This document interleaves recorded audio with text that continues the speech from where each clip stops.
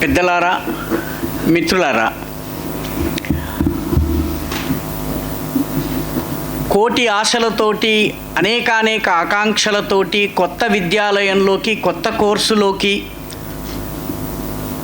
జీవితంలోని ఒక అతి ముఖ్యమైన దశలోకి అడుగుపెడుతున్నటువంటి విద్యార్థి మిత్రులందరికీ కూడా శుభాకాంక్షలు, శుభాభినందనలు. మీ విద్యార్థి జీవితము ఫలప్రదంగా గడవాలని, మీరు విజయం యొక్క సమున్నత శిఖరాలను చేరుకోవాలని నేను ఆకాంక్షిస్తున్నాను.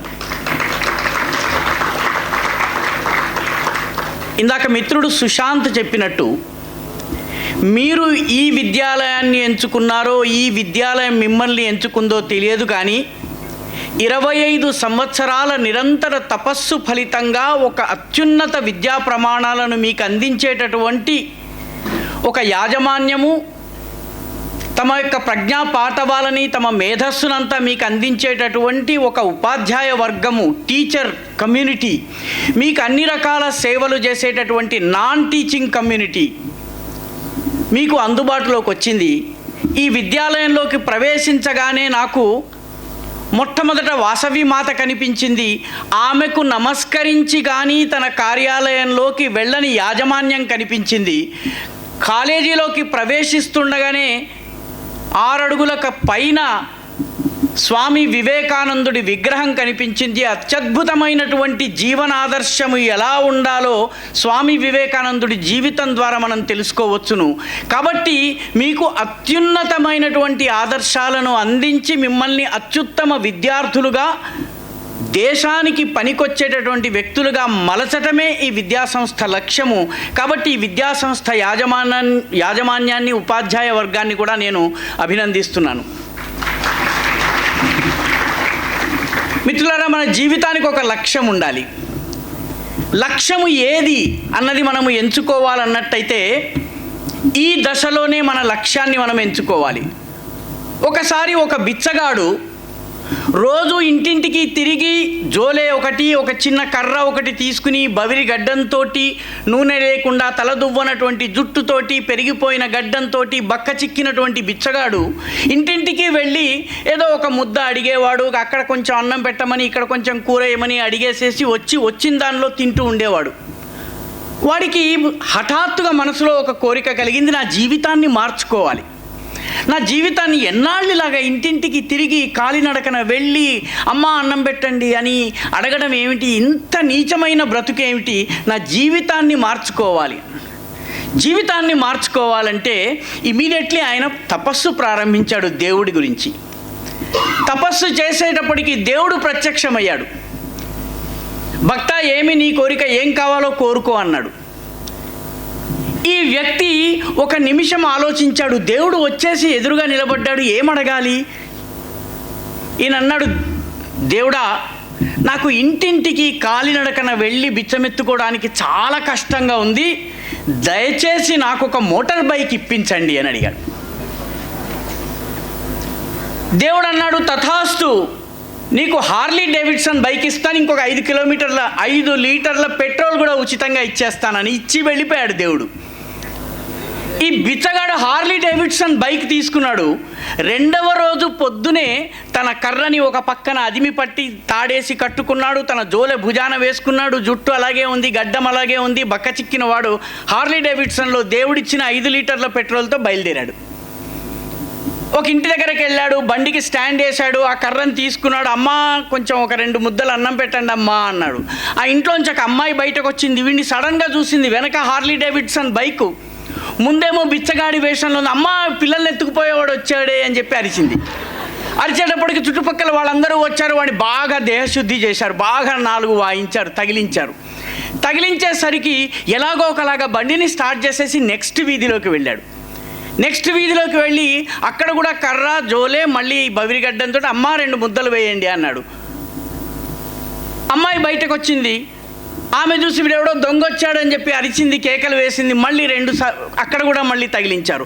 2 వీధులు, 3 వీధులు, 4 వీధులు అయిన తరువాత వాడికి అన్ని చోట్ల దెబ్బలు తిన్నాడు. ఏం చేయాలో తెలియలేదు. ఒక చోట బండిని ఆపాడు. ఇదేమిటి, దేవుడు నన్ను అడిగిందేమిటి, దేవుడు నాకు ఇచ్చిందేమిటి, అసలు నా జీవితం ఏమీ మారలేదు, పైగా ఇదివరకు లేని తన్నులు, దెబ్బలు, లాఠీలు ఇవన్నీ ఇప్పుడు వచ్చాయి. ఎలాగా అనుకున్నాడు. బండిని స్టార్ట్ చేయడానికి వేరే వీధిలో వెళ్ళి మళ్ళీ అడుక్కుందామని బండిని స్టార్ట్ చేయడానికి ప్రయత్నిస్తే దేవుడిచ్చిన 5 లీటర్ల పెట్రోల్ అయిపోయింది. బండి స్టార్ట్ కాలేదు.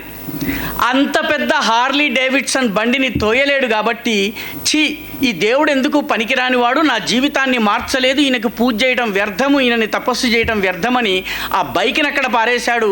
ఆ లాఠీ తీసుకుని మళ్ళీ ఇంటింటికి బిచ్చమెత్తుకోవడానికి వెళ్ళాడు.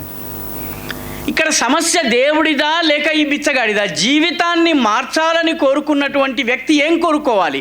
దేవా, నాకు సంపదనివ్వు, నాకు విద్యనివ్వు, నాకు జ్ఞానాన్నివ్వు, లేకపోతే నాకు ప్రపంచాన్ని జయించే శక్తినివ్వు, లేకపోతే నేను చేపట్టిన ప్రతి పనిలో విజయం సాధించేటటువంటి గుణాలివ్వు. ఇవేవి అడగలేదు.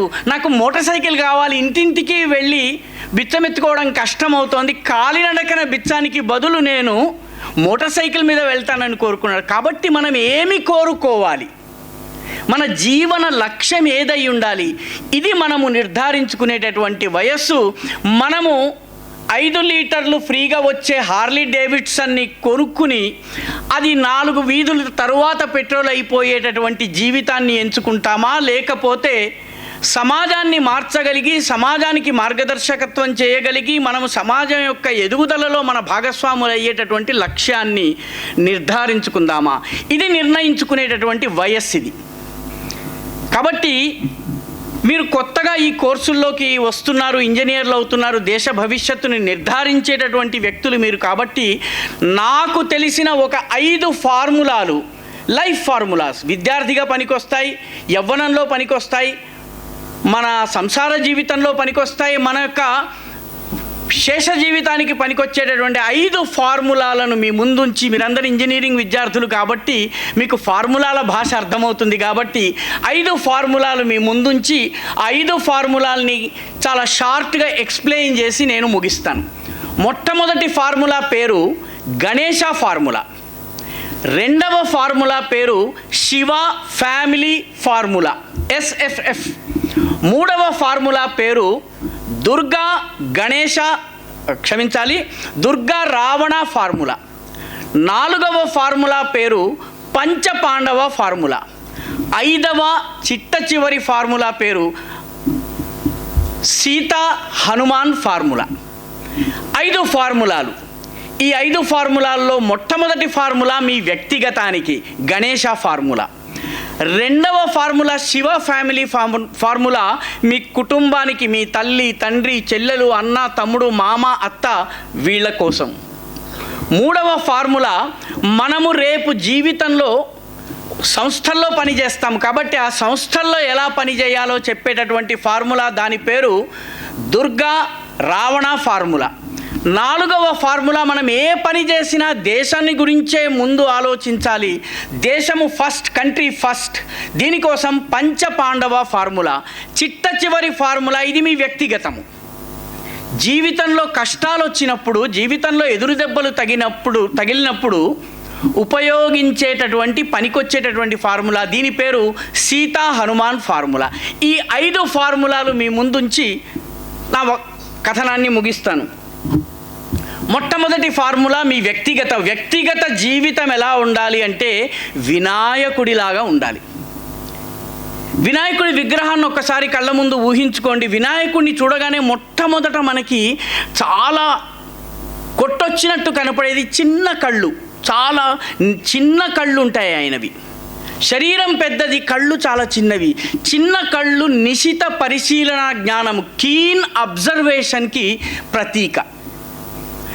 కాబట్టి జీవితంలో ప్రతి విషయాన్ని లోతుగా అధ్యయనం చేయాలి, అన్నిటినీ గమనించాలి. కాబట్టి వినాయకుడికి చిన్న కళ్ళు ఉన్నాయి. చెవులు చాలా పెద్దగా ఉన్నాయి. ఎందుకంటే అన్నీ వినడానికి, అన్ని వైపుల నుంచి జ్ఞానాన్ని ఆర్జించడానికి పెద్ద చెవులు ఉన్నాయి. ఇందాక సుశాంత్ చెప్పాడు, గ్రేట్ లిజనర్స్ గురించి చెప్పాడు. కాబట్టి వినాయకుడి చెవులు. విన్న వాటిలో మంచి ఉంటుంది, చెడు ఉంటుంది. కాబట్టి మంచిని మాత్రమే బయటకు చెప్పాలి, చెడుని మన దగ్గరే దాచుకోవాలి. కాబట్టి చెడును దాచుకోవడానికి వినాయకుడికి పెద్ద పొట్ట ఉంటుంది.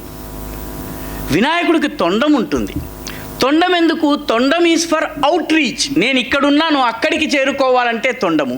నేను కేవలం ఇక్కడ ఒక విద్యార్థిగా వచ్చాను, విజ్ఞానార్జన కోసం నాకు లైబ్రరీ కావాలి, ఇన్ఫర్మేషన్ యాక్సెస్ చేయాలి, లేకపోతే కొత్త కొత్త విషయాలు తెలుసుకోవాలి, యోగా ప్రాక్టీస్ చేయాలి, లేకపోతే టెన్నిస్ నేర్చుకోవాలి, ఇంకొకటి నేర్చుకోవాలి. ఈ అవుట్ రీచ్ నాతో పాటు 10 మందికి హెల్ప్ చేయాలి. దీనికోసము అవుట్ రీచ్ కోసము తొండమున్నది. వినాయకుడికి ఉన్నటువంటి దంతాలు, కనిపించే దంతాలు తినేందుకు పనికిరావండి. అవి శత్రువుని భయపెట్టేందుకు మాత్రం ఉపయోగిస్తారు. నా పైన ఎవరైనా దాడి చేయడానికి వచ్చినప్పుడు నేను ఇదిగో ఎంత బలవంతునో చూడు, నా దంతాలతో కుమ్మేస్తే నువ్వు ఖతం అని చెప్పగలిగేటటువంటి సాహసం ఉండాలి. దురదృష్టవశాత్తు ఈరోజు మన దగ్గర ఆయుధాలు లేవు. ఏ రకమైనటువంటి ఆత్మరక్షణ పద్ధతి మనకు తెలియదు. వినాయకుడు మనకు చెప్పేది ఏంటంటే ఆత్మరక్షణ కోసమే వినాయకుడి యొక్క పొడవైనటువంటి దంతాలు ఉన్నాయి. యాక్చువల్గా నమిలే దంతాలు వేరు.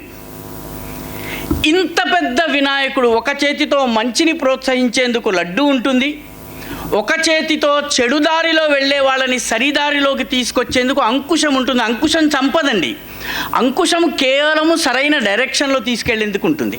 కాబట్టి వినాయకుడి విగ్రహం చూడగానే ఈ అన్ని గుణాలు, నిశిత పరిశీలన జ్ఞానము, అన్ని వైపుల నుంచి అన్ని విషయాలను నేర్చుకునే గుణము, చెడుని మన దగ్గరే దాచుకుని మంచిని మాత్రమే సమాజానికి ఇవ్వడము, సమాజంలో ఎవరు మన మీద దాడి చేయడానికి వచ్చినా కూడాను భయపెట్టగలిగి వాళ్ళని వెళ్ళగొట్టగలిగేటటువంటి సామర్థ్యం ఉండాలి. సమాజంలోని అన్ని వర్గాలను చేరేందుకు ఒక అవుట్ రీచ్ కోసము తొండం ఉండాలి. ఆ తరువాత ఇంత పెద్ద వినాయకుడికి అంత చిన్న వాహనం ఎలుక. ఇది మనకి చెప్పే సందేశం ఏంటంటే జీవితంలో ఎంత ఉన్నత స్థాయికి వెళ్ళినా ఒక సాధారణమైనటువంటి జీవితాన్ని ఎలా గడపాలి, అత్యంత వైభవోపేతంగా లేకపోతే లగ్జూరియస్గా గడపనవసరం లేదు, కంఫర్టబుల్గా బ్రతకాలి. కంఫర్టబుల్గా బ్రతకడం కోసము వినాయకుడు సామాన్యమైనటువంటి వాహనాన్ని ఎంచుకున్నాడు, ఎలకని ఎంచుకున్నాడు. కాబట్టి వినాయకుడు పర్సనల్గా మనలో ఏ ఏ క్యారెక్టర్స్ ఉండాలో చెప్పాడు. రెండవ ఫార్ములా, మనకి మన తరువాత మన చుట్టూ ఉండేది మన కుటుంబం. అమ్మ, నాన్న, తమ్ముడు, చెల్లి, మామయ్య, అత్తయ్య, పిన్ని, బాబాయ్, వీళ్ళు మన ఇమీడియట్ ఫ్యామిలీ. మనం ఎక్కువ కాలము స్కూల్ తర్వాత, విద్యాలయం తర్వాత, కాలేజీ తర్వాత గడిపేది మన ఫ్యామిలీతోటి. ఫ్యామిలీ ఎలా ఉండాలి? దీనికి మనం చెప్పుకున్న ఫార్ములా పేరు శివ ఫ్యామిలీ ఫార్ములా. శివుడి ఫ్యామిలీ ఒక్కసారిగా కళ్ళ ముందు మీరు పెట్టుకుని ఒకసారి ఆ ఫోటోని కనుక చూస్తే మీకు ఒకవైపు అమ్మవారు పార్వతీదేవి ఉంటుంది, ఒకవైపు అయ్యవారు శివుడు ఉంటాడు, కింద ఒక కొడుకు కుమారస్వామి, ఒక కొడుకు వినాయకుడు ఉంటాడు, వాళ్ళ వాహనాలు ఉంటాయి. శివుడి ఫ్యామిలీలో ఒక ప్రత్యేకత ఉంది మిత్రులారా, ఒకడికి ఇంకొకడికి పొంతన ఉండదు. అమ్మవారు అన్ని ఆభరణాలను ధరిస్తుంది, పట్టు వస్త్రాలను ధరిస్తుంది, బంగారు కిరీటం పెట్టుకుంటుంది, చాలా దర్జాగా ఒక రాజపుత్రిగా, హిమరాజపుత్రి కాబట్టి, హిమవంతుడి కుమార్తె కాబట్టి ఆ రాచ ఠీవితో ఆమె కూర్చుంటుంది. శివుడు ఎలా ఉంటాడు? ఒంటికంతా భస్మం పూసుకుంటాడు, ఒక జంతు చర్మాన్ని కట్టుకుంటాడు, శ్మశానంలో తిరుగుతూ ఉంటాడు, భూతాలు ప్రేతాలన్నీ ఆయన శిష్యులు, ఆయన మెడలో పాము ఉంటుంది, నెత్తి మీద గంగ ఉంటుంది, ఒక వికృతానికి ప్రతీకగా 3వ కన్ను ఉంటుంది, ఒకవైపు చంద్రుడిని మోస్తూ ఉంటాడు. అమ్మవారికి అయ్యవారికి ఎక్కడ పొంతం లేదండి. ఈమె she's a symbol of fashion, she's a symbol of beauty. ఈయనేమో a symbol of total utter neglect. తన శరీరం గురించి కూడా ఆయనకి పట్టింపు లేదు, శ్మశానే వసంతం ఆయన. ఇద్దరికి, భార్యకి భర్తకి పొంతన లేదు. వాళ్ళిద్దరికే కాదు, వాళ్ళ పిల్లలకు కూడా పొంతం లేదండి. వినాయకుడేమో పెద్ద పొట్ట, తొండము, ఒక జంతువు యొక్క తలని అమర్చారు. కుమారస్వామి ఏమో దేవతల సైన్యాధికి అధిపతి కాబట్టి ఒక మిలిటరీ జనరల్ ఎలా ఉండాలో అలాంటి శారీరక సౌష్ఠవంతో, అలాంటి ఫిజిక్ తోటి అందానికి మారుపేరుగా ఉంటాడు. అమ్మ నాన్నగారికి పొంతం లేదు, ఇద్దరు పిల్లలకి పొంతం లేదు, వాళ్ళ వాహనాలకి కూడా పొంతన లేదండి. జాగ్రత్తగా గమనించండి, వినాయకుడి వాహనం ఎలుక, ఎలుకను తిని బ్రతికేది పాము, ఆ పాము శివుడి మెడలో ఉంది. పాముని తిని బ్రతికేది నెమలి, ఆ నెమలి కుమారస్వామి వాహనం. అమ్మవారి వాహనమేమో సింహము, అయ్యవారి వాహనమేమో వృషభము, వృషభాన్ని తినడము సింహానికి అలవాటు. కాబట్టి వాళ్ళ మధ్యనే పొంతన లేదు, వాళ్ళ వాహనాల మధ్య కూడా పొంతన లేదు, కానీ వాళ్ళందరూ కలిసిమెలిసి జీవిస్తున్నారు. ప్రతి ఇంట్లో శివుడి కుటుంబం యొక్క ఫోటో పెట్టుకోవాలని చెప్తారు. ఎందుకంటే పరస్పర వైరుధ్యాలున్న, భావాలలో భేదం ఉన్నప్పటికీ, అభిప్రాయాలలో వైరుధ్యం ఉన్నప్పటికీ కూడాను అందరినీ కలిపి ఉంచే ఒక కామన్ సూత్రం ఉంది. అదేంటంటే ప్రేమ, ఆప్యాయత. ప్రేమ, ఆప్యాయత ఉన్న చోట ఎదుటివాడిలో నాకు నచ్చని విషయాన్ని పక్కన పెట్టి ప్రేమించగలిగే తత్వం వస్తుంది. ఈయన ఒంటికంతా భస్మం పూసుకుంటాడు, అయినప్పటికీ పార్వతి ఆయనని ఏరికోరి వివాహం చేసుకున్నది, తపస్సు చేసి వివాహం చేసుకున్నది.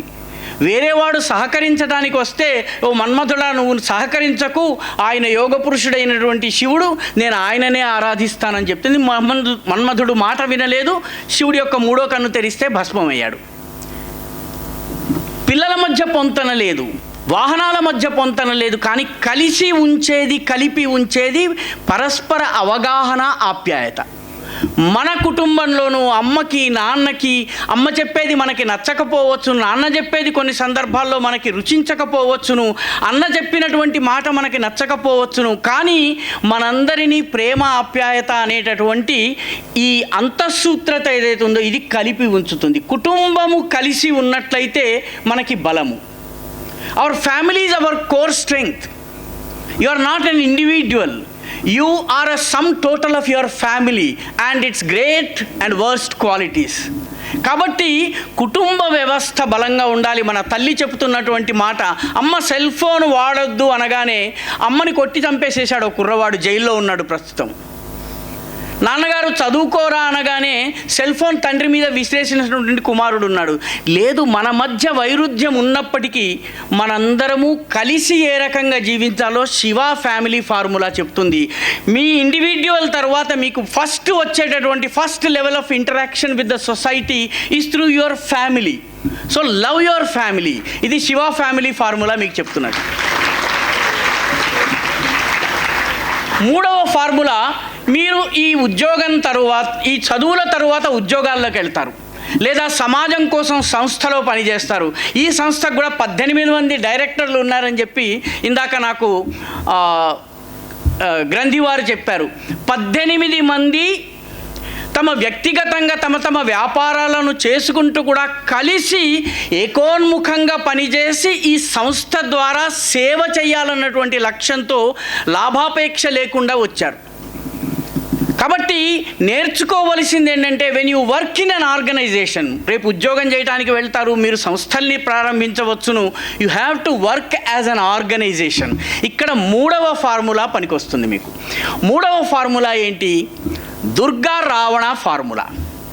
దుర్గా అమ్మవారి ఫోటోని ఒకసారి ఊహించుకోండి, రావణాసురుడి ఫోటోని ఒకసారి ఊహించుకోండి. రావణాసురుడికి 10 తలలు ఉన్నాయి, చేతులు 2.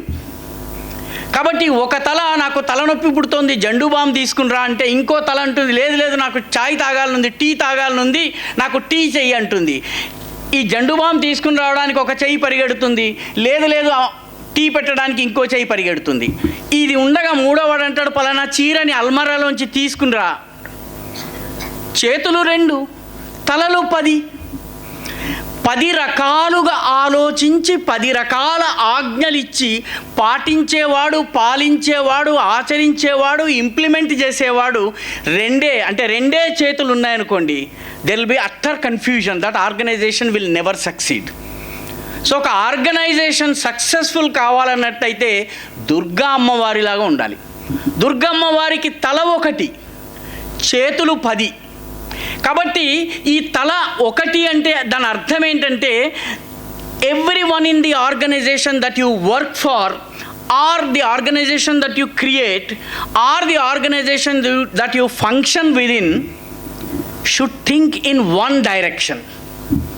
అందరూ ఒక రకంగా ఆలోచించినప్పుడు 18 మంది యాజమాన్యంలో ఉన్నటువంటి వాళ్ళు ఒక రకంగా ఆలోచించి ఒక నిర్ణయం తీసుకుని ఒక కోర్సుని ఈ రకంగా బోధించాలి అని నిర్ణయించినప్పుడు, లేకపోతే కంపెనీ యొక్క అభివృద్ధి కోసం ఈ రకంగా ఆలోచించాలని ఏకోన్ముఖంగా, ఏకాకారంగా ఏకత్రితంగా ఆలోచించగలిగారనుకోండి, యూనిఫైడ్ మేనర్లో వన్ థింకింగ్లో కనుక చేస్తే కమాండ్ స్ట్రక్చర్ క్లియర్గా ఉంటుంది, ఆదేశాలు స్పష్టత ఉంటుంది. అప్పుడు ఈ 10 చేతులు పనిచేస్తాయి. కాబట్టి దుర్గా అమ్మవారి యొక్క ఫార్ములాని పాటిస్తే సక్సెస్ మన వంతు. ఎందుకంటే నిర్ణయం ఒకరు చేస్తారు, లేదా అందరూ కలిసి ఒక నిర్ణయానికి వస్తారు. అమలు చేయడానికి 10 చేతులు ఉన్నాయి.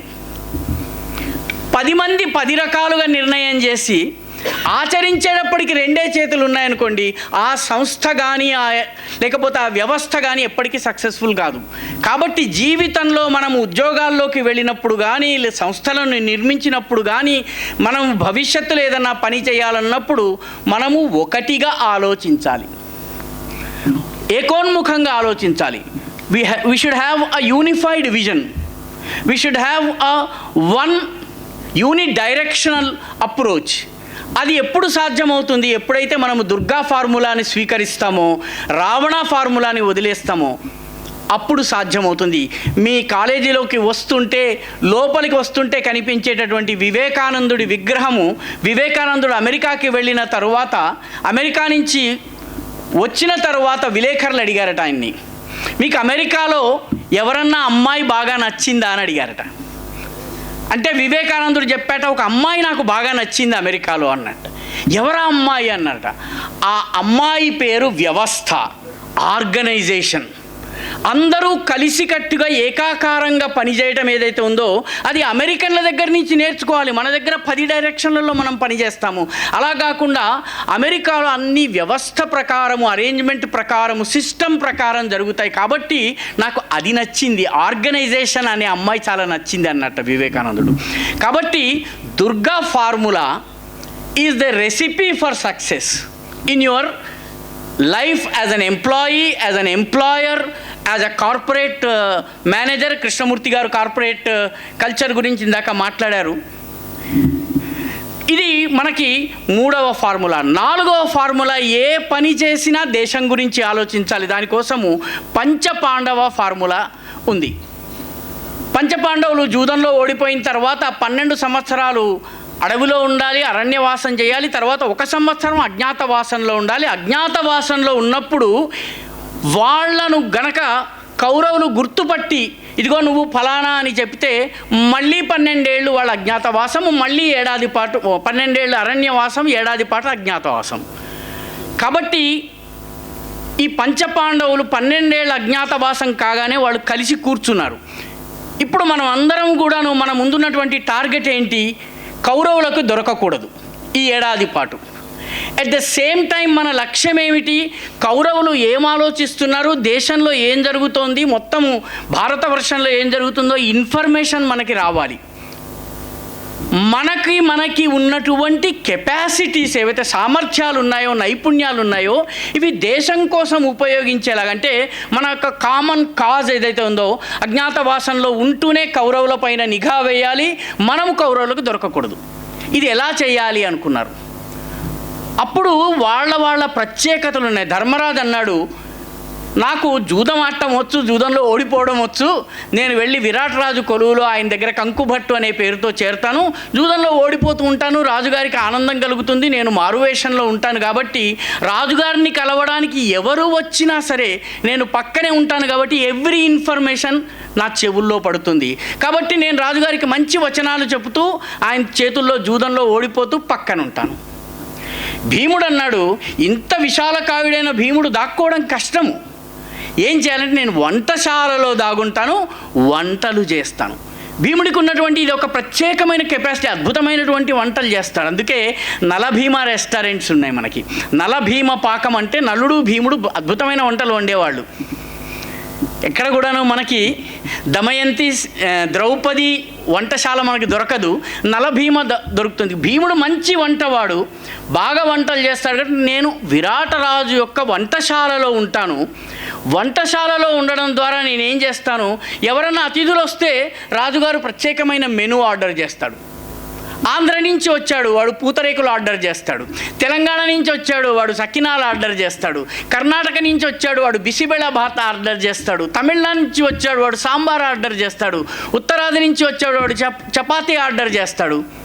కాబట్టి వంట ఏదైతే ఆర్డర్ చేస్తారో దాన్ని బట్టి ఏ దేశపు వ్యక్తి వచ్చాడో, ఏ రాజ్యపు వ్యక్తి వచ్చాడో, వాడు గూఢచార ఏమిటో తెలుసుకుని జాగ్రత్తగా ఉండేందుకు అందరినీ అలర్ట్ చేస్తాను.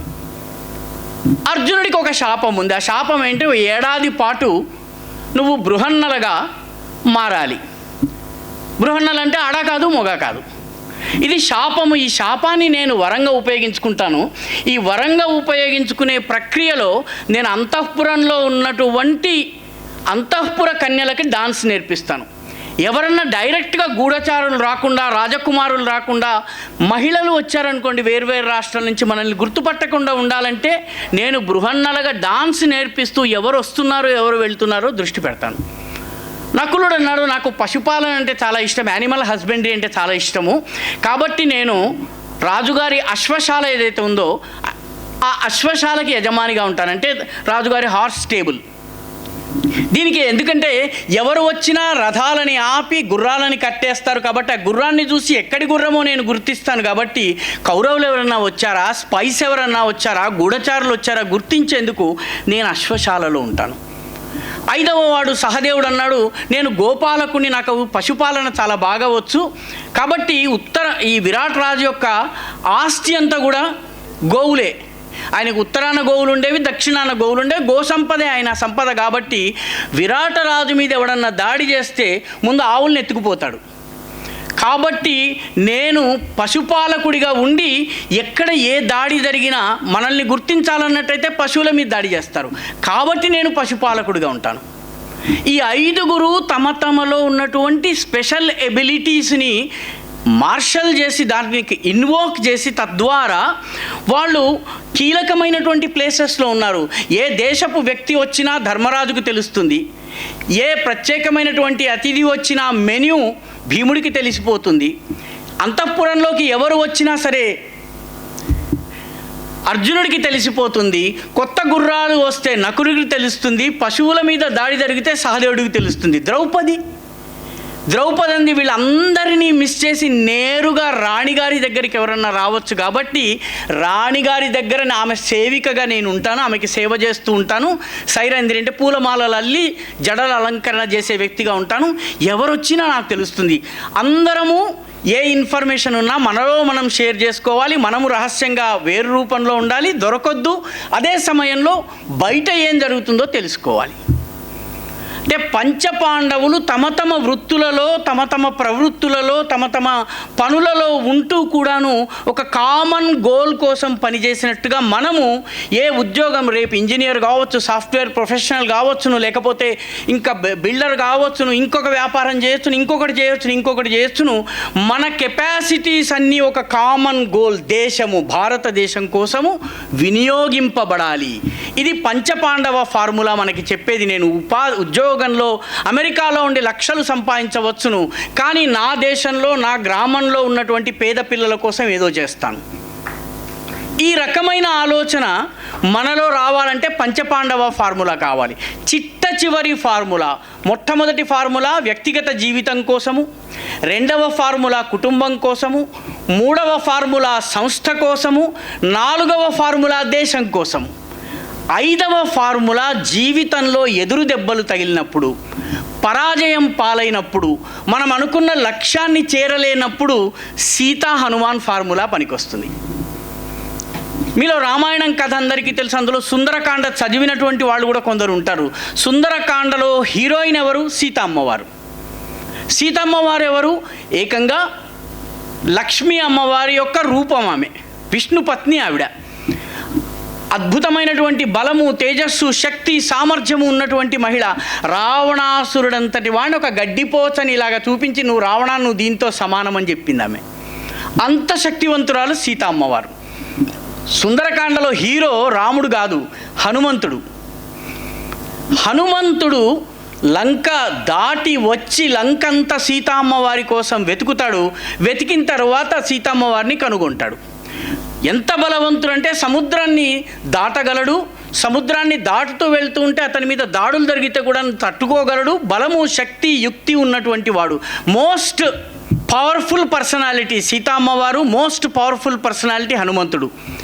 వీళ్ళిద్దరికీ కూడా పరాజయం ఎదురైనప్పుడు ఆత్మహత్య చేసుకోవాలనిపించిందండి ఇద్దరికీ కూడా. మోస్ట్ పవర్ఫుల్ ఉమెన్ సీతమ్మ వారు ఆత్మహత్య అనిపించింది. ఎందుకంటే రావణాసురుడు అన్నాడు, 2 నెలలు నీకు టైం, ఈ 2 నెలలు గనక నువ్వు నా మాట విని నా యొక్క అంతఃపురంలోకి రాకపోతే నిన్ను చంపేస్తానన్నాడు. తను బ్రతికున్న విషయం రాముడికి తెలుసో లేదో తెలియదు, అసలు రాముడు ఉన్నాడో లేదో తెలియదు, తను లంకలో ఉన్నటువంటి విషయం తెలుసో లేదో తెలియదు. ఈ 2 నెలల్లో ఈ చెర నుంచి బయటపడేదిలాగా రాముడు వచ్చి నన్ను రక్షిస్తాడా లేదా, అంతా అయోమయం,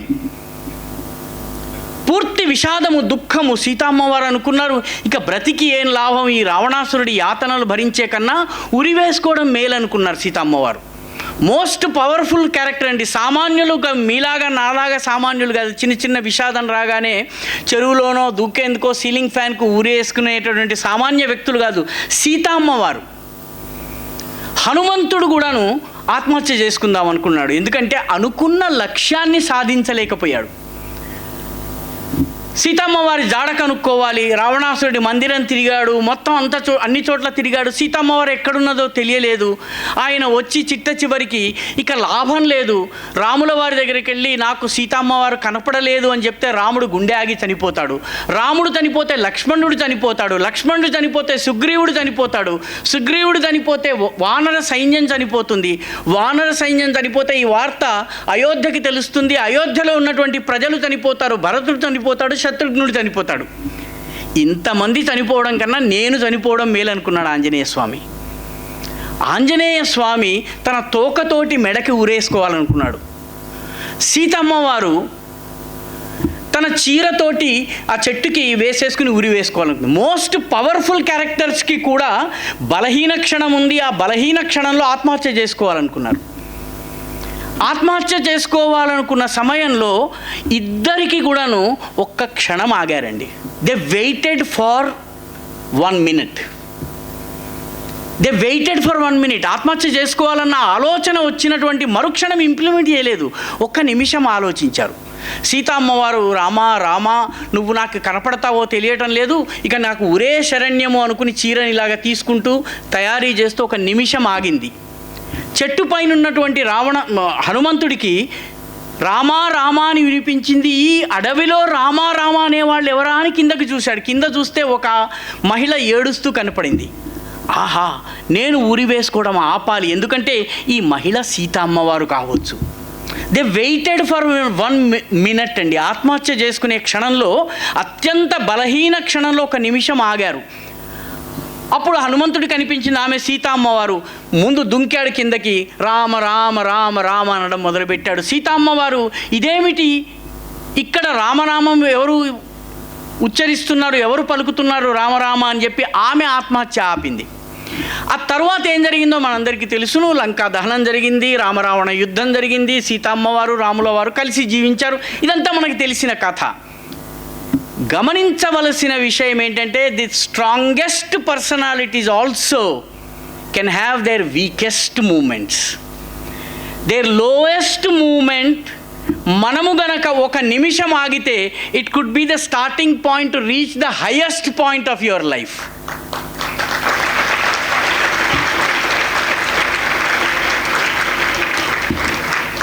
ఒక్క నిమిషము ఆగడం వల్ల నాకు నచ్చినటువంటి అమ్మాయి దొరకలేదు, నేను చెరువులో దుంకి చనిపోతాను. మా అమ్మ నాకు సెల్ ఫోన్ కొనివ్వలేదు, నేను ఆత్మహత్య చేసుకుంటాను.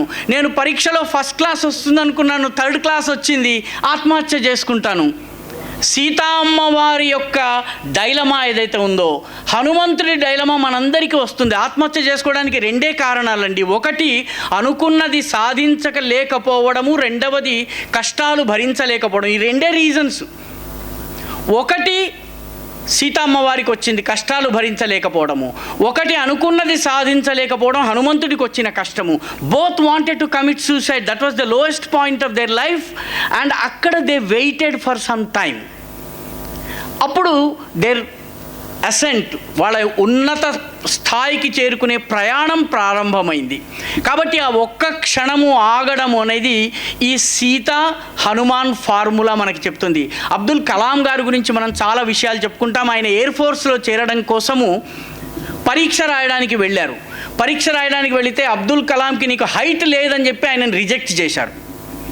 రిజెక్ట్ చేసిన తర్వాత ఆయన ఎయిర్ ఫోర్స్లో చేరాలన్నటువంటి కోరిక ఎంత ఉందంటే ఆయనకి, ఏం చేయాలి, నా జీవిత లక్ష్యమే లేకుండా పోయింది అని ఆయన ఢిల్లీ నుంచి ఇంటర్వ్యూ ఫెయిల్ అయినటువంటి చోట నుంచి రిషికేష్కి వచ్చారు. రిషికేష్కి వచ్చి అక్కడ వేగంగా ప్రవహించే గంగలో దుంకి చనిపోదామని చెప్పి ఆయన నిర్ణయించుకున్నారు. ఆ గంగా ఒడ్డున పచారులు చేస్తూ ఉన్నారు. చేస్తూ ఉన్న సమయంలో ఆయన కళ్ళ నుంచి కన్నీళ్ళు, ఎందుకంటే జీవితంలో అనుకున్నది సాధించలేకపోయారు, ఏం చేయాలి అని. అప్పుడు స్వామి శివానంద గారు ఆయనకి ఎదురయ్యారు. ఎదురై, నాయన ఏమిటి నీ మనసు చూస్తే చాలా ఉద్విగ్నంగా ఉన్నట్టున్నావు, నువ్వు ఊరికే ఇలా తిరుగుతూ ఉన్నావు, మిత్రులు ఎవరు లేరు, ఏమిటి నీ కథ అంటే అబ్దుల్ కలాం గారు ఏడ్చేశారు. ఎయిర్ ఫోర్స్లో చేరి దేశానికి సేవ చేయాలనుకున్నానండి, నేను ఎయిర్ ఫోర్స్లో చేరడానికి అయోగ్యునని తెలిసింది, నా హైట్ సరిపోదని తెలిసింది, కాబట్టి ఇంకా నాకు జీవితంలో బ్రతకాల్సినటువంటి ఆశ లేదు, ఈ గంగలో దుంకుదామని వచ్చానన్నారు. నాయన అప్పుడు శివానంద స్వామి అన్నారు, ఆయన మీకు రిషికేశ్లో శివానంద ఆశ్రమం ఇప్పటికీ ఉంది. శివానంద స్వామి అన్నారు, నాయన నువ్వు విమానం యొక్క పైలట్ అవుతావా, ఆ పైలట్లు ప్రయోగించే మిసైళ్ళ తయారీదారు అవుతావా? నువ్వు పైలట్లు ప్రయోగించి పాకిస్తాన్ని పచ్చడి చేసి ఆపరేషన్ సింధూర్లో విజయం సాధించే మిసైళ్ళ తయారీ చేసేటటువంటి మిసైల్ ప్రోగ్రామ్కి నాయకుడివి కావచ్చు, నువ్వు ఆత్మహత్య ఎందుకు చేసుకుంటావన్నాడు. అబ్దుల్ కలాం గారు విన్నారు, he is the father of Indian missile technology, he is the father of Indian space research, he is our Bharat Ratna. కాబట్టి సీతా హనుమాన్ ఫార్ములా మనకు అక్కడ ఉపయోగపడుతుంది. కాబట్టి మిత్రులారా, ముగింపులో మీ అందరికీ ఒక్క మాట చెప్పి నా కథనాన్ని ముగిస్తాను. జీవితంలోని ఒక కొత్త స్టేజ్లో అడుగు పెడుతున్నటువంటి మీ అందరి జీవితము, కాలేజీ విద్యార్థి, ఇంటర్మీడియట్ అనేది మధ్యస్థమైనటువంటి విద్య. ఈ ఇంజనీరింగ్ కోర్సెస్ ఏవైతే ఉన్నాయో ఇవి మిమ్మల్ని తీర్చిదిద్దేటటువంటి కోర్సెస్. ఈ కోర్సులో ప్రవేశిస్తున్న మీ అందరి జీవితాలు 9వ ఎక్కంలాగా ఉండాలి అని నేను ఆకాంక్షిస్తున్నాను. 8వ ఎక్కంలాగా ఉండకూడదని ఆశిస్తున్నాను. ఎక్కమంటే బహుశా ఇక్కడ తెలుగు మీడియం చదివిన విద్యార్థులు తక్కువ. ఎక్కమంటే మల్టిప్లికేషన్ టేబుల్ అండి, mathematical table. 9th multiplication table లాగా మీ జీవితం ఉండాలి, 8th మల్టిప్లికేషన్ టేబుల్ లాగా ఉండకూడదు. సంస్కృతంలో ఒక శ్లోకంలో చెప్తారు, అనిత్యం అస్థిరం చిత్తం అష్టాభిర్గుణితం యథా నిత్యం ఖలు సతాం చిత్తం నవాభిర్గుణితం యథా. జీవితము 9వ ఎక్కం, 9th మల్టిప్లికేషన్ టేబుల్ ఆఫ్ మ్యాథమెటిక్స్లా ఉండాలి, 8th మల్టిప్లికేషన్ టేబుల్ ఆఫ్ మ్యాథమెటిక్స్లా ఉండకూడదు. 8వ ఎక్కం అంటే 8th మల్టిప్లికేషన్ టేబుల్ని ఒకసారి పరిశీలించండి. 8 1 8, 8 1 8, 8 2 16, 8 2 16, 1 6, 1 + 6 7, 8 3 24, 2 + 4 6, 8 4 32, 8 4 32, 3 + 2 5. What is happening here? మొట్టమొదట 8, తర్వాత 7, తర్వాత 6, తర్వాత 5, తర్వాత 4, తర్వాత 3, తర్వాత 2, తర్వాత 1, ఆ తర్వాత పెద్ద 0.